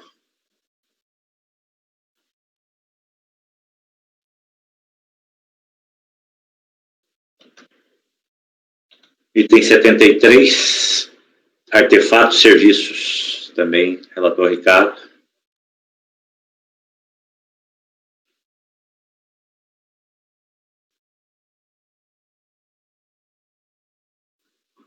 Ok, essa já é diferente. Mas é uma exclusão do regime também do Simples Nacional. Vamos lá. O sujeito passivo foi excluído através de ato declaratório executivo com efeitos retroativos a 1º de janeiro de 2007. Sua impugnação nega praticar atividade de cessão de mão de obra, uma vez que apenas presta serviços à empresa Artefatos, Chapas, Indústria e Comércio, o que não se configura o impedimento de que trata o artigo 17, 12 da Lei Complementar 123. Nega ter ocorrido no impedimento do artigo 3º, parágrafo 4º, 5 da Lei Complementar 123, segundo o qual não poderá se beneficiar do tratamento jurídico diferenciado a pessoa jurídica cujo sócio titular seja administrador ou equiparado de outra pessoa jurídica com fins lucrativos, desde que a receita bruta global ultrapasse o limite do inciso 2 daquele mesmo artigo. Defende que os, então, sócios da impugnante, o Roberto e o Marco Túlio, apesar de terem sido nomeados diretor financeiro e diretor administrativo, respectivamente, da empresa Artefatos, não podem ser considerados individualmente como administradores dessa sociedade, já que a administração da sociedade anônima é exercida pela sua diretoria. Alega que os cargos de diretor financeiro e administrativo são, em verdade, cargos de assessoramento do diretor-presidente, que é quem efetivamente administra a sociedade, juntamente com a diretoria, através de decisões colegiadas. Afirma que, de acordo com o Estatuto Social da empresa, os diretores da sociedade anônima Artefatos têm autonomia apenas para gerir os setores que dirigem e que, ainda assim, devem se reportar ao presidente e à diretoria. Afirma que o auditor fiscal considerou os sócios da autuada como administradores da Artefatos, com base apenas na nomenclatura dos cargos por eles exercidos, sem, no entanto, se preocupar com a verdade material e em instruir o feito de modo a comprovar que os mesmos exerciam, de fato, funções de administradores da sociedade anônima. No caso de se considerar comprovado o impedimento do enquadramento do Simples Nacional, a exclusão da impugnante somente pode surtir efeitos a partir de janeiro de 2009, uma vez que a situação impeditiva só restou comprovada ao final de 2008. Bom, a DRJ proferiu acordo onde a emenda basicamente disse que a exclusão dar-se-á de ofício quando constatada a situação de impedimento de opção pelo sistema favorecido e considerou manifestação de conformidade procedente em parte. Bom, a instância ACOR fundamentou sua decisão tão somente no seguinte trecho do voto relator. Eu vou destacar aqui o seguinte trecho. Bom, o trecho todo é esse, mas eu destaquei que a terceirização da atividade fim da contribuinte, consistente na contratação de trabalhadores por empresas interpostas, não é aceita pelo judiciário trabalhista. Houve, no caso, a constatação pela fiscalização, conforme detalhamento contido no relatório fiscal e demais elementos de prova carreados aos autos, de quem seria o efetivo empregador dos trabalhadores supostamente contratados no ano calendário de 2008. Entretanto, ainda consta nos autos com relação ao período de 1 de julho de 2007 a 31 de 12 de 2007, motivo pelo qual deve ser considerada a exclusão da interessada no Simples Nacional. Inconformada, a interessada apresentou recurso voluntário, onde inicialmente protesta pela nulidade da decisão recorrida por entender que esta alterou o fundamento da exclusão na parte que tratava da cessão de mão de obra e também pelo fato de ela não ter apreciado a maioria dos seus argumentos de defesa. No mérito, essencialmente, repete as alegações da manifestação de inconformidade. Então, relatório, posso para o voto? Pode. Bom, o recurso é tempestivo e preenche os requisitos de admissibilidade. Assiste razão à interessada quando sustenta que a decisão recorrida não apreciou a maioria dos seus argumentos de defesa.